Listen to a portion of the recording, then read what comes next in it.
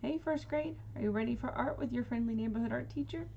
We're going to be doing more with the sky, and we're going to start learning about mosaics this lesson. So last time we looked through the different times of the days, and we picked out colors that would go with those times of the days. In case you've forgotten any of them, this is the kind of thing that we picked, and these are the kind of examples that we made. The sunrise has black, red, yellow, orange, and blue. The daytime has green, blue, and white for clouds. Sunset will have black, orange, yellow, pink, and a dark blue. And the nighttime will have black, purple, and dark blue. And these still go with our colors here. So you can still see these colors in our pictures here, and we made a much simpler version of them with a paint program. Today you're going to be learning about what is a mosaic. A mosaic artwork, as you see here, is a picture or pattern produced by arranging small colored pieces of material like ceramic tiles or glass or paper. Mosaics have been around for thousands of years. We're finding mosaics in ancient buildings in Rome, in the Middle East, in China, all sorts of places. You can see someone here digging out one. See all the dirt around him? It's just that far down. You can see another example of someone who has found and excavated, a word that you'll learn more about in second grade, a mosaic that's in an old building on the left. Now, mosaics a long time ago tended to be very useful. What kind of room in your house do you expect to see the one on the right? I'd probably think it would be in the kitchen since it's got a bowl of fruit sitting in it. It might be on the floor. Mosaics were either on the floor, like you can see the guy walking on, or they were on the walls to help decorate places.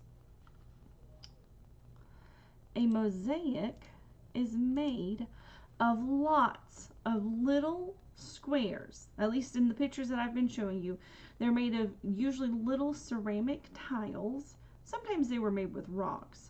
But this one, in particular, the one of the dolphin, is made out of little ceramic squares. And you can see that it isn't a straight line. Sometimes the lines curve, especially down here where it makes the waves.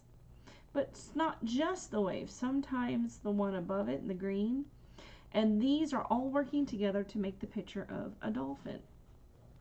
Tile isn't the only thing you can use. You can also use colored paper.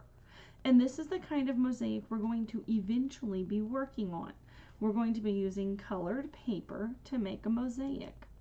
Here's another example of a color paper mosaic. And these are my examples from last year that I made with some of my students in the class. These are the kinds of things that we're going to be working on. But first, we are going to practice online. In your seesaw, let me see if I can pull up there's going to be a new assignment, and this blank artwork is going to be there for you to practice. I'm not going to sit here and do this entire thing right now because it will take a little while. I think it took me about 20 minutes to do my finished piece. You do not have to do the whole thing this week. I'm going to come back on and I'm going to tell you that one more time. You do not have to do the whole thing this week. I know it takes a little while to do. And if it gets too much, you can take a break. I do plan for this for you guys to do it 2 weeks. In fact, next week, I'm not going to put a new assignment on Seesaw. I'm going to direct you to go back to working on this one. So let's look. When you get this assignment, you are going to find this button over here that's got 3 dots. We're going to click on the shapes. And you want to come and find this orange square. this orange square is going to become all of our tiles. And you know what, real quick, I'm going to show you an end piece. This is what it will look like when you are done. But that's why I said it can take a long time to do this. That's why we're going to work on it 2 weeks in a row. So let's go back over here. We're going to select this orange piece. We're going to pick one of the corners and we're going to shrink it a little. Not a lot, just a little bit. Oops. Yes, I know, computer, thank you. You want to show that one off again. So we're going to go back to the seesaw. There we go. And we're going to, once we've shrunk that down a little bit, we're going to come over here to the slider, and I'm going to start with the ground. So I'm going to make it green, and I'm going to put one down here. Now, this is going to be something that some of you are probably thinking, oh, Miss Franz, we already know this. This is so easy. But I'm going to instruct you in a way that will make this go faster, and that's to use the Control-C and Control-V to copy and paste. So I'm going to pull up my document screen. So, first, before I do that, see how I have this selected? This is not selected. This is selected.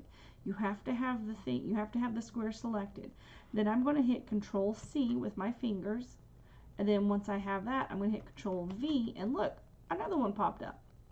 And I'm going to click it, and I'm going to drag it. And then I'm going to hit Control-V again. So let me show you what that looks like on my keyboard. Remember, I have the square selected. Then on my keyboard, I hit, and my hands are bigger than yours, so you can use different combinations if you need to. I hit the control button with my little finger, and I hit the C button with my pointer finger, and that copies the square. Then when I want to paste it again, I hit the control button and I keep it pressed down, and I press the V button, and another one appears. And let's look back at our screen. See, a new one has appeared. Whoops, Miss Franz moved the wrong thing. And I'm going to slide it down. Am I putting these directly against each other? No, there is a little bit of space. So I'm going to keep going.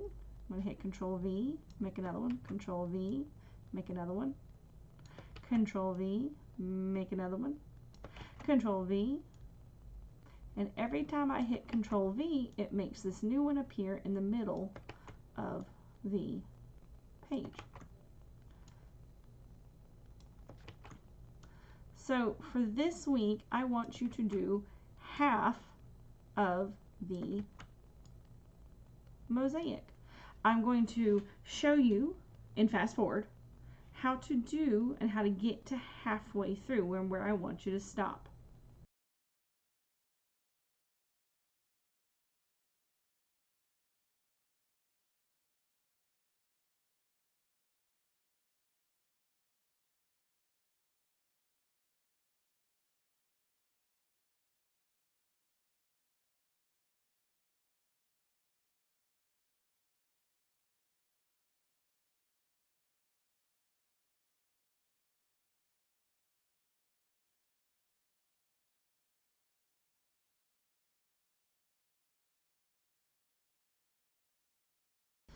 All right, ladies and gentlemen, boys and girls, this is once again an example of showing you how you what your mosaic will look like when you're finished. But I don't want you to do it all this week. I want you to stop at that halfway point, and we will go back to it next week. All right, thank you guys.